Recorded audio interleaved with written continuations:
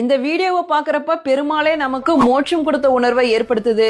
ஸ்ரீரங்கத்துல நடந்து வர வைகுண்ட ஏகாதசி திருவிழாவோட நிறைவு நாளான இன்னைக்கு நம்மாழ்வார் மோட்ச வைபவம் நடந்துச்சு. இத பாக்குறப்ப பெருமாளே நமக்கு மோட்சம் கொடுத்த உணர்வை ஏற்படுத்துது. நம்மாழ்வார் மோட்ச உற்சவம் நடைபெறும் நாளில் வழக்கம் போல பெருமாள் சன்னதியிலிருந்து புறப்பட்டு சந்திர புஷ்கரணியில் தீர்த்தம் சாதிப்பார். தீர்த்தவாரி முடிந்த பிறகு திருமாமணி மண்டபத்துல எழுந்தருள்வார் நம்பெருமாள்.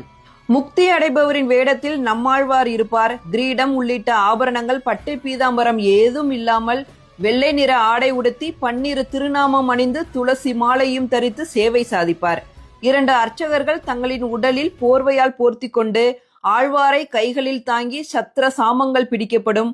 மோட்சத்திற்கு செல்லும் வழியை விவரிக்கும் சூழ் விசும்பு அப்படிங்கிற 9ஆம் திருவாய்மொழி பாடப்படும். அந்த சமயத்துல நம்மாழ்வாரின் திருமேனியை எடுத்து சென்று பெருமாளோட திருவடிகளில் வைப்பார்கள். அப்போது திருவாய்மொழியின் கடைசி பதிகமாக முனியே நான்முகனே முக்கண்ணப்பா அப்படிங்கிற பதிகம் பாடப்படும்.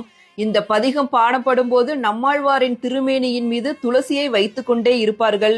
பதிகம் பாடி முடிக்கும் போது ஆழ்வாரை முழுவதுமாக துளசியால் மூடி விடுவார்கள். இந்த பதிகம் பாடி முடித்தவுடன் பெருமாள் ஆழ்வாருக்கு தம்முடைய கஸ்தூரி திருமண் காப்பையும் மாலையையும் அருளுவார்.